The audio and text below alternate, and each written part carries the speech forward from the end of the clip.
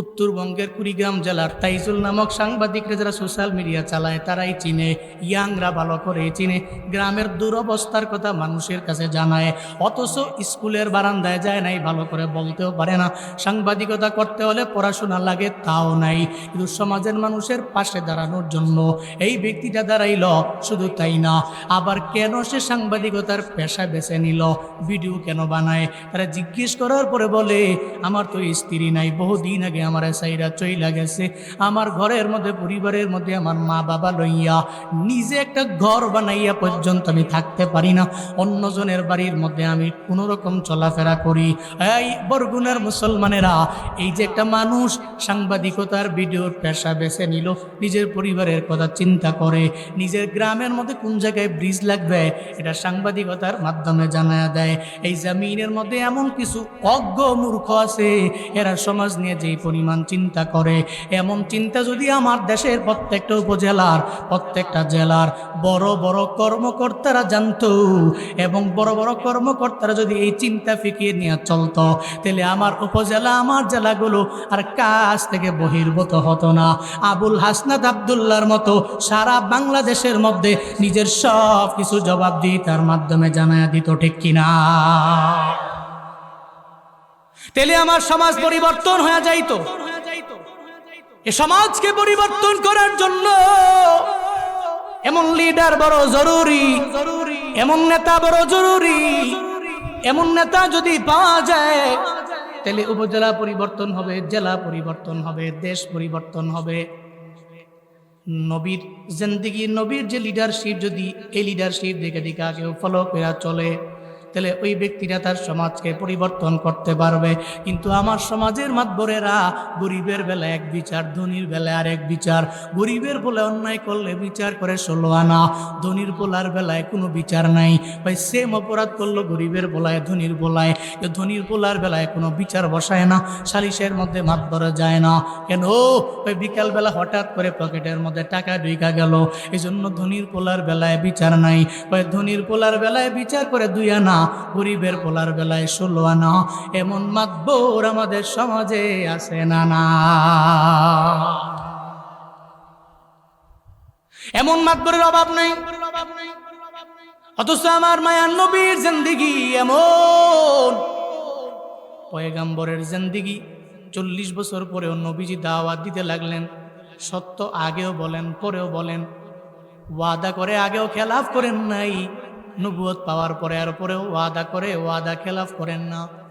কিন্তু নবীজি চিন্তায় পড়লেন, কাবার মধ্যে বসে বসে আমার নবীরে আল্লাহরে বলতে লাগলেন, মাওলারে 40 বছর আগে, 40 বছরের মধ্যে একটা বারের জন্য আমার কেউ মিথ্যাবাদী বলে নাই, আমি কারো ওয়াদা করে খেলাফ করি নাই, আমানত মাইরা খাই নাই, তারা আমারে আল্লাহ আমিন উপাধি দিয়ে দিচ্ছে। 40 বছর পরে হঠাৎ করে যখন নবুয়তের মালা তুমি আমারে পরাইয়া দিলা, আমি দাওয়াত দিতে লাগলাম, ঠিক মতো আমি নামাজের মধ্যে দাঁড়াইতে পারি না, উটের নারী বুড়িগুলো পর্যন্ত আমার উপরে চাপায়া দেয়। আমি কি অপরাধ করেছি? আল্লাহর দরবারে আমার মায়ার নবী চোখের পানি ফালায় ফালায় কান্না করতে লাগলেন। আল্লাহ কয়, ও জিবরাইল যাও যাও, আমার নবীরে গিয়া জানায়া দাও, নবীর চোখের পানি আমি আল্লাহ জীবনেও কোনোদিন সহ্য করতে পারবো না। আমার নবীর দরবারে সূরাতুল ইনশিরা নিয়ে যাও, নবীরে গিয়া জানায়া দাও, আমি আল্লাহ যা সিনাটাকে দ্বীনের জন্য কবুল করি, সেই তো অনেক বড় দামি, আল্লাহর দিকে অগ্রগামী হতে পারে।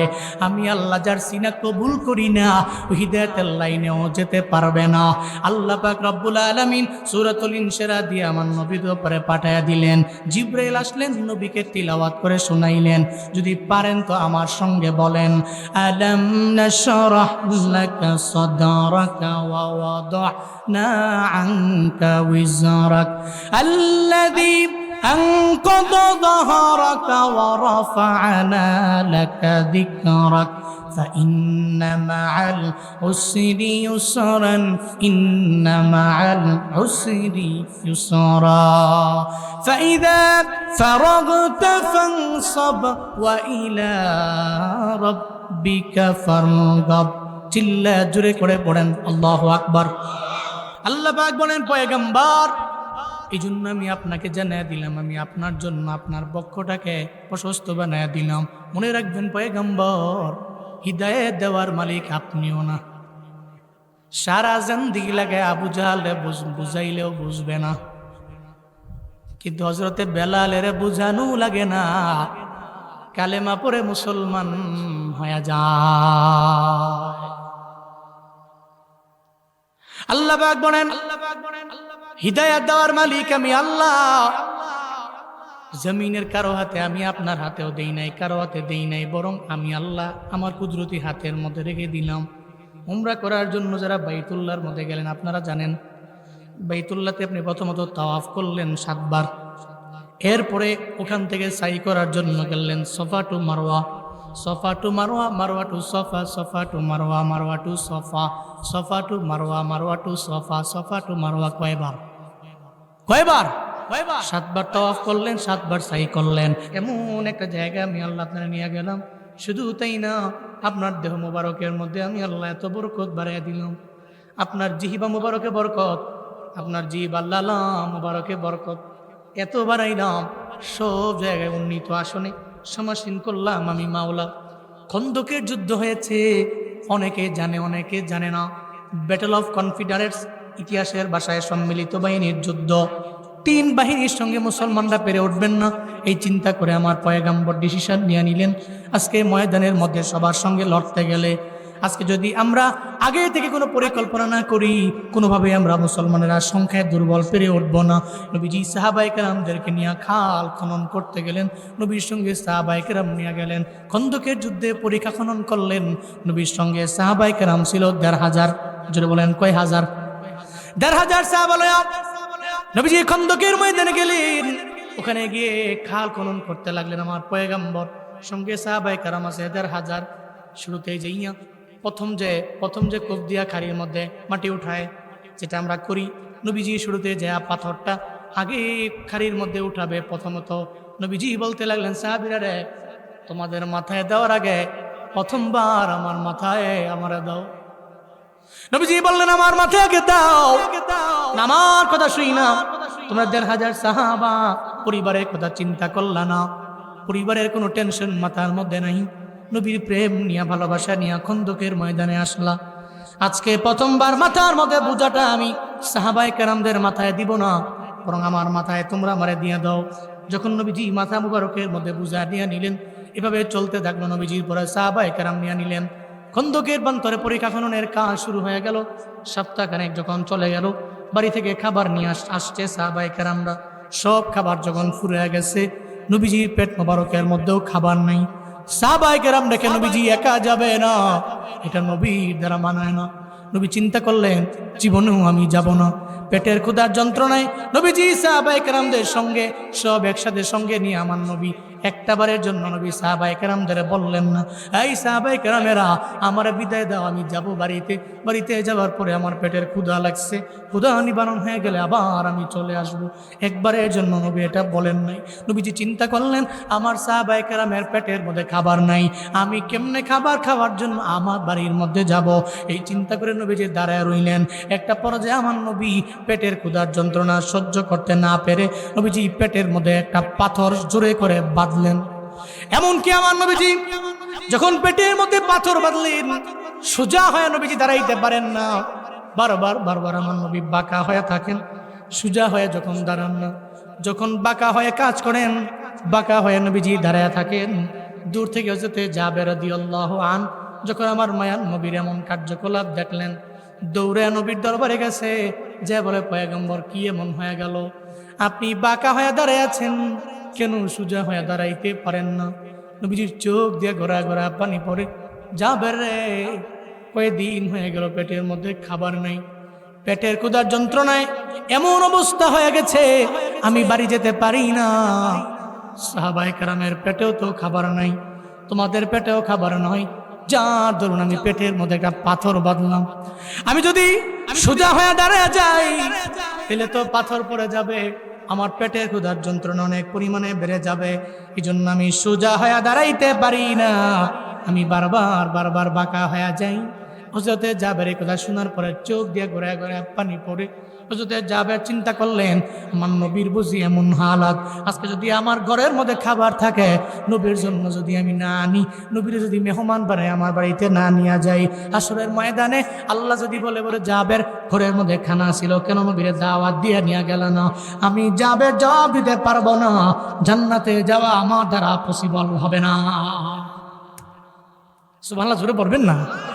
আমার দ্বারা জান্নাতে যাওয়া পসিবল হবে না। যদি আল্লাহ পাক বলেন ফিরে যাবেন, ঘরে খাবার ছিল, নবীজি পেটের ক্ষুধার যন্ত্রণায় পাথর বাঁধলো, তুমি দাওয়াত দিলা না, একটা বারের জন্য নবীকে বললা না, নবীজি আমার বাড়িতে দাওয়াত, আপনি চলেন, একটা বারের জন্য বললা না, তাহলে হাসরের ময়দানে আমি এই কথা বললে কেমনি জবাব দিব? আর জবাব দিতে পারবো না, আমি জাবের জান্নাতে যাওয়ার সম্ভব হবে না। দৌড় দিয়ে চলে গেছে বাড়িতে। বিবির জায়গা, বিবি ঘরে খানা আছে, কাজ কয়জনের হবে? সর্বোচ্চ 3-4 জন হবে। কয়জনের? 3-4 জনের। চলবে, নবীজিকে দাওয়াত দিব, নবীজি খাই না পেট ভরে খাওয়াইতে পারলেই যথেষ্ট। 3-4 জনের আছে, তো হলোই। তো বলো, নবীজিকে দাওয়াত দিব, তুমি কি বলো? হযরত জাবের রাদিয়াল্লাহু আনহুর বিবি কয়, চান কপাল তো আমাদের, কপাল খুলে যাবে আমাদের। নবীজি যেই ঘরে আসবে ওই ঘর তো বরকত দিয়ে ভরপুর হয়ে যাবে। সুবহানাল্লাহ, জোরে পড়েন না? আপনি যে পীরের মুরিদ, যে পীরকে আপনি মহাব্বত করেন, দিল থেকে ভালোবাসেন, উনি যদি আপনার গ্রামে আসে, আপনার ঘরে যায়, আপনার ঘরে বসে একটু খাওয়া দাওয়া করে, এটা আপনি খুব সৌভাগ্যের মনে করেন, এটা বাস্তবতা।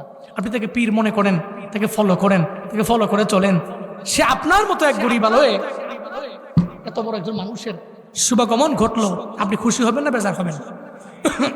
খুশি হবেন না বেজার হবেন? স্বাভাবিক ব্যাপার, খুশি হওয়াটা স্বাভাবিক ব্যাপার। হযরত জাবের রাদিয়াল্লাহু আনহু বিবি কয়, নবীজি সাল্লাল্লাহু আলাইহি ওয়াসাল্লাম আমার ঘরে আসবে, আমাদের ঘরে আসবে, ঘর তো বরকতে ভরপুর হয়ে যাবে, দাওয়াত দেন। হযরত জাবের গেলেন, যায় নবীজিকে দাওয়াত দিয়ে দিলেন, পয়গম্বর আমার বাড়িতে আপনার দাওয়াত। নবীজি কয়, জাবের রে, আমি তো একা যেতে পারি না, সাহাবায়ে কেরামরা আছে, এদের পেটের মধ্যে খাবার নাই, আমি একা একা কেমনে যাই? সাহাবায়ে কেরাম নিয়া তোমার বাড়ির মধ্যে যাব। লাভ দিয়ে আমার মায়ার নবী টিলার উপরে দাঁড়ায় গেলেন। এই সাহাবায়ে কেরামের এলান, আমি নবীকে দাওয়াত দিছে জাবের। হযরত জাবেরের বাড়িতে দাওয়াত খেতে আমি একা যাব না, তোমাদের 1500 সাহাবায়ে কেরামদের আমার তরফ থেকে হযরতে জাবেরের বাড়িতে দাওয়াত দিয়া দিলাম। চিল্লা পড়া যাবে কি মারহাবা? হযরতে জাবের চিন্তায় পড়ে গেলেন, কপালের মধ্যে হাত দিয়া চিন্তা করে, হায় হায় করলো কি হুজুরে? সুবহানাল্লাহ, জুড়ে কয় না? হায় হায় করলো কি হুজুরে? হুজুরে তো দাওয়াত দিলাম, হুজুরে নবীজিকে, নবীজি টিলার উপরে দাঁড়ায় দাওয়াত দিয়ে দিছে 1500। এখন আমি কি করবো? ঘরের মধ্যে খাবার আছে কয়জনের? 3-4 জনের খাবার আছে, দাওয়াত দিয়ে দিছে 1500। এখন কেমনি কি দৌড় দিছে, আমার চিন্তা করে গেছে, দৌড় দিয়ে গেছে, গিয়া বিবির কাছে গিয়া বলতে, বিবি নবীর দরবারে গেলাম, নবীরে গিয়া দাওয়াত দিলাম, নবী তো একা আসবে না, টিলার উপরে দাঁড়াইয়া নবীজি দাওয়াত দিয়া দিছে 1500। কি করব আমি চিন্তা করি, টেনশন করি, কি করব, কেমনে সাহাবায়ে কেরামদের খাওয়াবো? আজকে শরমে পড়ে যাব, লজ্জায় পড়ে যাব। এমন এক জবাব দিছে বিবি। বিবি কয়, স্বামী কোনো চিন্তা নাই। দাওয়াত দিছেন কারে? কয় নবীরে। চিন্তা করেন নবীরে লইয়া, নবী দাওয়াত দিছে 1500, চিন্তা করবেন নবী আর আমার আল্লাহ, চিল্লায় পড়া যাবে কি সুবহানাল্লাহ। বরগুনার পাথরঘাটার মুসলমানেরা, এমন একটা বিবি যদি ঘরে আনা যায়, যদি এমন একটা বিবি ঘরে রাখা যায়, যে বিবির ঈমান এমন লেভেল, আল্লাহ রাসূলের প্রতি এত পরিমাণে আগাইয়া, রবের উপরে তাওয়াক্কুল অনেক পরিমাণে বেশি, তাহলে ওই ঘর থেকে আশরাফ আলী থানবী বের হবে, ওই ঘর থেকে আল্লাহর ওলি বের হবে, ওই ঘর থেকে হাফেজে কোরআন হয়ে বের হবে, ওই ঘর থেকে আলেম বের হবে, ওই ঘর থেকে বড় বড় ওলিয়ে কামেল বের হবে, এটাই তো স্বাভাবিক ব্যাপার। এই জন্য বিয়ে করতে গেলে নৌজওয়ানেরা বড় সাবধান, বড় বি কেয়ারফুল। তুমি একটা মাইয়া দেখলা, এই মেয়ের দেখতে বড় সুন্দরী, পাগলের মতো হয়ে গেলা, না, এর ব্যাকগ্রাউন্ডে দেখা লাগবে, বংশাবলী মাইয়া কিনা। মদিনার নবী জানায়া দিয়া গেছে বংশ তো দেখা লাগবে, খালি সুন্দরী দেখো না, বংশটাও ব্যাকগ্রাউন্ডে দেখো। আবার মেয়েটা চরিত্রওয়ালা কিনা, চরিত্রওয়ালী নারী কিনা, এই চিন্তাটাও তুমি কইরো। কিন্তু নৌজওয়ান একটাবারের জন্য এই চিন্তা করে না। সুন্দর চামড়া দেখছে, পাগলের মতো হয়ে গেছে, পড়াশোনা সেরা দিয়া বাইক লইয়া টুটু কোম্পানির ম্যানেজারের মতো স্কুল ছুটি দিলে মাইয়ার পেছনে পেছনে ঘুরে পাগলের মতো দৌড়ায়। 5 বছর পরে মাইয়ার বিয়ে হয়ে গেছে অন্য জায়গায়, ও তখন সেকা খায়া বেকা। এমন কাহিনী আসে না না। ইন্নাস সালাতা কানাত আলাল মুমিনিনা কিতাবাম মাওকুতা। আল্লাহ পাক বলেন, নামাজ আমি আল্লাহ বান্দা বান্দির উপরে, মুমিন মুমিনার উপরে ফরজ বানাইছি। যে কোনো সময় মন চাইলে পড়বে এমন নয়। ফজরের জন্য আমি আল্লাহ নির্ধারিত টাইম দিয়েছি, জোহরের জন্য আমি আল্লাহ নির্দিষ্ট টাইম দিয়েছি, আসরের জন্য, মাগরিবের জন্য, এশার জন্য আমি আল্লাহ নির্দিষ্ট একটা টাইম দিয়েছি, সময় দিয়েছি। ওই টাইমেই বান্দার উপরে নামাজ পড়া ফরজ।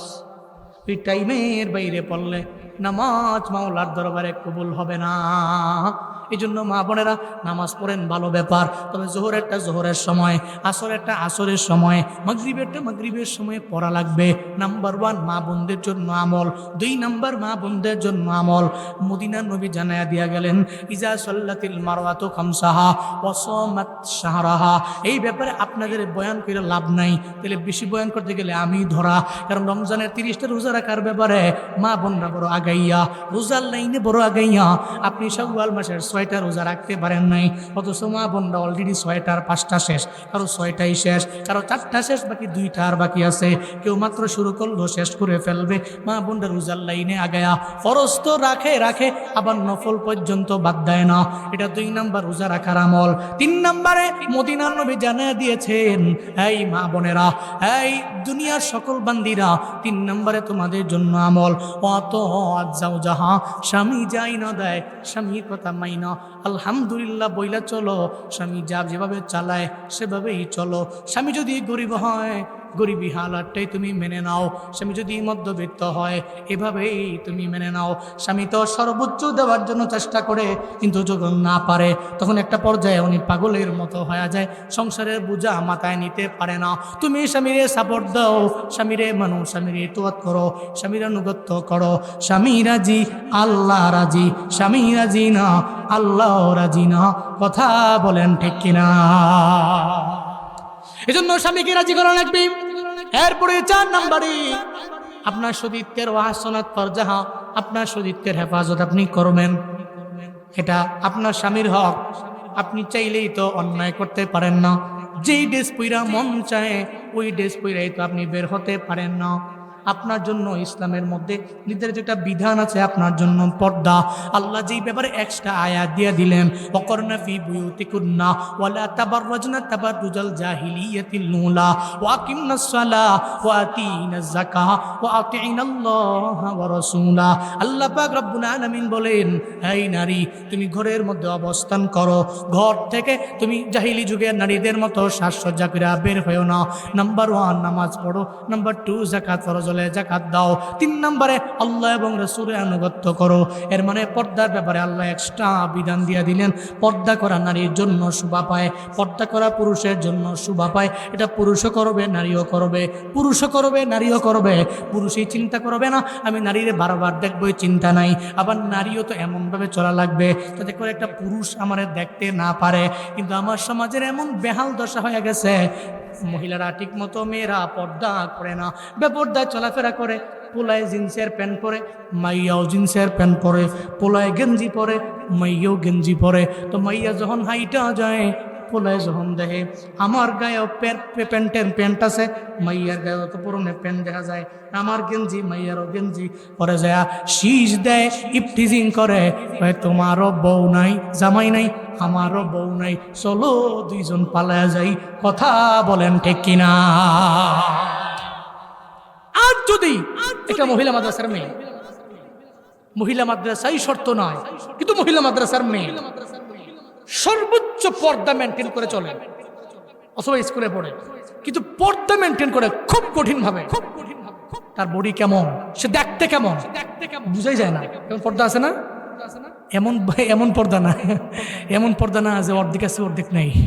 আর এমন পড়ছে টাইট ফিট বোরকা, কিছু বোরকা তো আছে, কিছু হিজাব তো আছে, এখন টয়লেটে গিয়ে ধরা খায়। ঠিক কিনা? এই নিকাব দিয়ে কি হবে? এই হিজাব দিয়ে কি হবে? তাকওয়ার লেভেলের যে হিজাব, সেই হিজাবটা মাথায় উঠাতে হবে। এমন একটা নারী রাস্তা দিয়ে হেঁটে যায়, এই সমাজের সবচেয়ে উশৃঙ্খল যে ছেলে, ও দেখলে দেখবেন রেসপেক্ট করে, সম্মান করে, কই পর্দা মেনটেন করে চলছে, সর্বোচ্চ লেভেলের পর্দা করেছে। আমি কিভাবে তাকে শীষ দিই, কিভাবে প্রেজেন্ট করি? সে উশৃঙ্খল, সে বখাটে, এরপর 10 বার চিন্তা করে। কিন্তু একটা মহিলা, একটা মেয়ে এমন ভাবে চলতেছে, দেখলে মনে হয় পুরুষের মতো তার চলাফেরা। এটা দেখার পরে তোর মাথা ঠিক নাই, তখনই সে প্রিজিং করতে যায়, তখনই সে শীষ বাজাইতে যায়। এই জন্য পর্দা করা নারীর শান, নারীর মান, এটাতেই নারীর সম্মান। পর্দা করলে আল্লাহ খুশি হয়, সমাজের প্রত্যেকটা বখাটা ছেলেরাও তাকে স্যালুট দিয়ে রেসপেক্ট করে বাড়ির দরজা পর্যন্ত পৌঁছায় দেয়। ঠিক কিনা? আল্লাহ মা বোনদেরকে সতীত্বের হেফাজত করে চলার তৌফিক দান করেন। তাহলে 4টা কাজ যদি কেউ করে, নাম্বার 1 নামাজ, মহিলাদের মধ্যে নাম্বার 1 নামাজ, নাম্বার 2 রোজা, নাম্বার 3 স্বামীর বাধ্য হওয়া, 4 নাম্বার সতীত্বের হেফাজত। 4টা যদি করে, নবীজি বলেন হাসরের ময়দানে আল্লাহ পাক রব্বুল আলামিন নারীকে বলবেন, নারী উদখুলিল জান্নাহ, এই মুহূর্তে তুমি জান্নাতে যাও। সুবহানাল্লাহ, জোরে কয় না? আল্লাহ বলবে নারী উদখুলিল জান্নাহ, জান্নাতে যাও, এই মুহূর্তে যাও। নারী বলবে, মাওলা রে, জান্নাতের 8টা দরওয়াজা আছে, কোন দরওয়াজা দিয়া যাবো? আল্লাহ পাক সঙ্গে সঙ্গে বলবে, মিন আইয়াবুবিল জান্নাতি শিতি। নারী রে, জমিনের মধ্যে থেকে নামাজ পড়লা, স্বামীর বাধ্য হইলা, রোজা রাখলা, সতীত্বের হেফাজত করলা, জান্নাতের 8টা দরওয়াজার যেই দরওয়াজা দিয়ে মন চায় ওই দরওয়াজা দিয়া এই মুহূর্তে তুমি জান্নাতে ঢুকে যাও। চিল্লা আওয়াজ করে পড়া যাবে কি সুবহানাল্লাহ?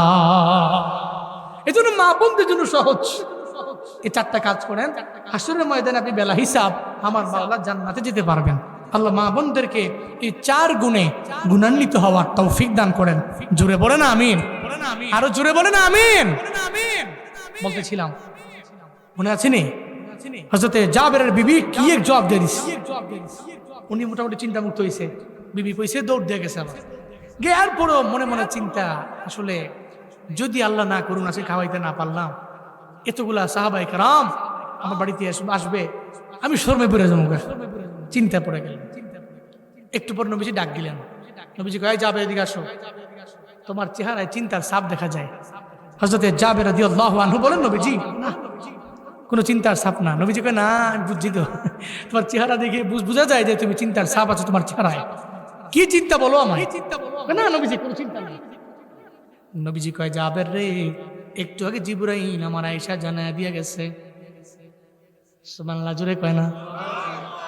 আল্লাহ জিবরাইল পাঠায় দিছে, জিবরাইল আমার দরবারে আইছে, আয়েশা আমারে বইলা দিয়ে গেছে হযরতে জাবের চিন্তা আছে, ডাকেন আপনার সামনে জানায়া দেন। জাবের রে, যদিও ঘরে খাবার আছে 3-4 জনের, দাওয়াত দিছে নবীজি, 1500 সাহাবা, চিন্তা নাই, টেনশন নাই, টেনশন নাই। আজকে তোমার ঘরে 3-4 জনের খাবারের মধ্যে বরকত দিবে আমার আল্লাহ, পড়া যাবে কি সুবহানাল্লাহ? হযরতে জাবেরকে নবীজি বললেন, চলো জাবের, সঙ্গে 1500 সাহাবা সঙ্গে করে আমার সঙ্গে নাও। 1500 সাহাবা লইয়া যখন বাড়ির মধ্যে চলে গেলেন, যখন ঘরে ঢুকলেন, নবীজি বলতে লাগলেন, সাহাবের 2টা পেয়ালা তোমার ঘরের মধ্যে আছে, একটা পেয়ালার মধ্যে রুটি আছে আর একটা পেয়ালার মধ্যে গোশত আছে, এই দুইটা পেয়ালা তুমি আমার হাতের মধ্যে দাও। যখন দুইটা পেয়ালা নবীজির হাত মুবারকের মধ্যে দেওয়া হলো, নবীজি ওনার জিহিবা মুবারক থেকে একটু লালা মুবারক আনলেন, রুটির পেয়ালার মধ্যে লাগাইয়া দিলেন, গুস্তের পেয়ালার মধ্যে লাগাইয়া দিল। আবার মায়ার নবী কইরে যাবে, আর কোনো চিন্তা করার দরকার নাই, টেনশন করার প্রয়োজন নাই, ১,৫০০ সাহাবীরে খাওয়াও, চিন্তা করা লাগবে না, পড়া যাবে কি মারহাবা। তবে যাবের ১,৫০০ সাহাবা সবগুলা সাহাবায়ে কেরাম রে একসাথে বসায়ও না। প্রথমত বেস করো, বেস নাম্বার 1 500 জন বসাও, এরপর দ্বিতীয় নাম্বার বেস 500 জন বসাও, তৃতীয় নাম্বার বেস, এরপরে 500 জন বসাও, ১,৫০০ সাহাবা এভাবে খাওয়াও। প্রথম নাম্বারে 500 জন সাহাবায়ে কেরাম যখন বসায় দেওয়া হলো, হযরতে জাবের বললেন, নবীজি এবারে এদের সঙ্গে আপনিও বসে পড়েন, প্রথমবারই আপনি বসে যান। উনার মনে মনে চিন্তা, নবীরে দাওয়াত দিলাম, 500 জনের পরে যদি আল্লাহ না করুন হঠাৎ করে যদি শেষ হয়ে যায়, নবীরে খাওয়াইতে পারবো না, জীবনের একটা মনের ব্যথাই রয়ে যাবে, নবীজিরে খাওয়াইতে না পারলে আমার মনের ব্যথা দূর হবে না। নবীজি বলতে লাগলেন, যাবে রে, যে ব্যাপারে চিন্তা করছো ওই ব্যাপারে কোনো চিন্তা নাই, ১,৫০০ সাহাবায়ে কেরাম রে খাওয়াও, এরপরে আমি নবীজি খাবো। আওয়াজ করে পড়বেন কি সুবহানাল্লাহ। আগে ১,৫০০ খাও, পরে আমি খাবো।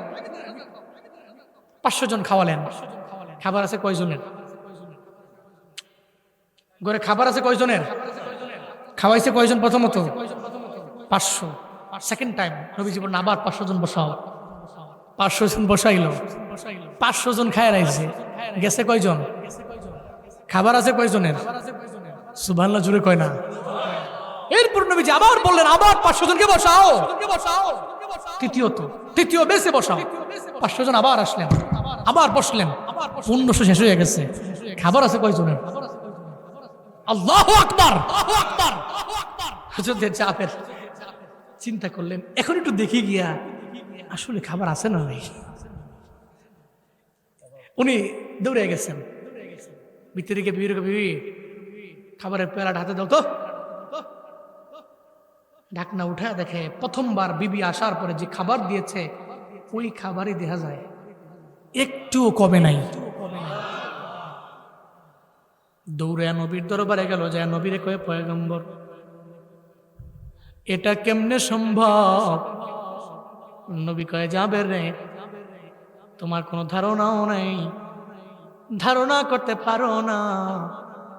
যাবে, তুমি যদি আমার পারমিশন নিয়া ঢাকনাটা উঠাইতা, অনুমতি নিয়া ঢাকনা উঠাইতা, তাহলে মনে রাখো, তুমি যদি ঢাকনাটা না উঠাইতা, পুরা মদিনার যত মানুষ আছে সবাইকে যদি আজকে দাওয়াত দিতা তোমার বাড়ির মধ্যে, সবগুলা মানুষ তোমার বাড়িতে আসতো, পেট ভরে খায়া যাইতে পারত, একটা মানুষও পেট খালি থাকতো না, তোমার পেটের ক্ষুধাও নিবারণ হয়ে যেত, সব মানুষ খায়া চলে যাইত।